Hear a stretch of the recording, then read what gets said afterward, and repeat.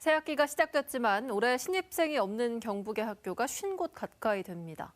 경북교육청은 이런 작은 학교들에서는 정상적인 교육과정 운영이 어렵다며 통폐합을 본격 추진하겠다고 선언했습니다.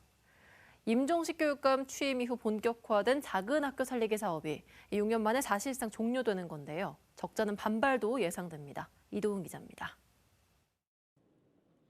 개교 100주년을 앞두고 있는 봉화 소천초등학교. 오랜 전통을 자랑하는 소천 지역의 유일한 본교지만 전교생이 4명뿐인 작은 학교입니다. 올해는 신입생도 없어 2학년 이지호 군이 학교 막내입니다. 친구가 적어 아쉬울 법한 학교 생활인데 선생님의 관심 덕분에 다행히 허전함은 덜합니다. 밀착 지도에 아이가 공부에 흥미를 느끼자 학부모는 작은 학교에 대한 만족감이 큽니다. 저희 큰아이는 서울에서 다녔는데 이게 선생님들의 관심을 이만큼 받거나 아니면 친구 간의 유대관계도 이것보다 좋진 않았었거든요. 선생님들께서 챙겨주시는 그런 것도 상상 이상의 도움을 받고 있거든요. 하지만 지호 군이 정든 소천초등학교에서 졸업까지 할 수 있을지는 불투명합니다. 경북교육청이 소규모 학교를 통폐합하는 TF팀을 가동하겠다고 밝혔기 때문입니다.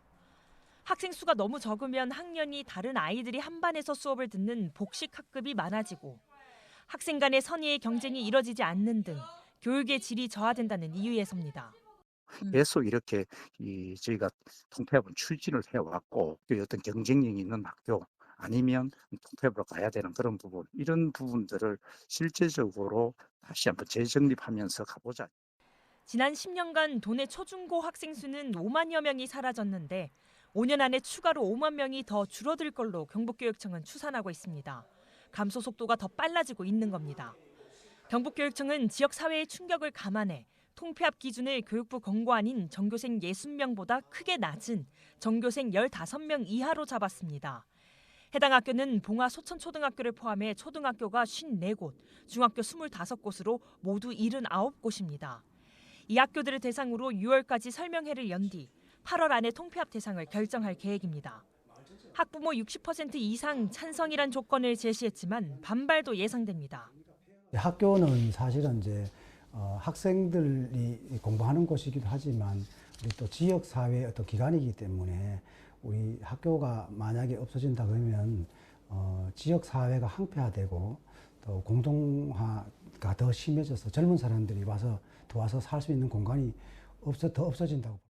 소규모 학교 통폐합을 전담하던 경북교육청의 적정규모 학교 육성 추진단이 폐지된 건 임종식 교육감 취임 이듬해인 지난 2019년입니다. 이후 경북교육청은 자유학구제 도입 등 작지만 강한 학교를 조성하겠다는 목표 아래 작은 학교 살리기에 상당한 예산과 인력을 쏟아왔습니다.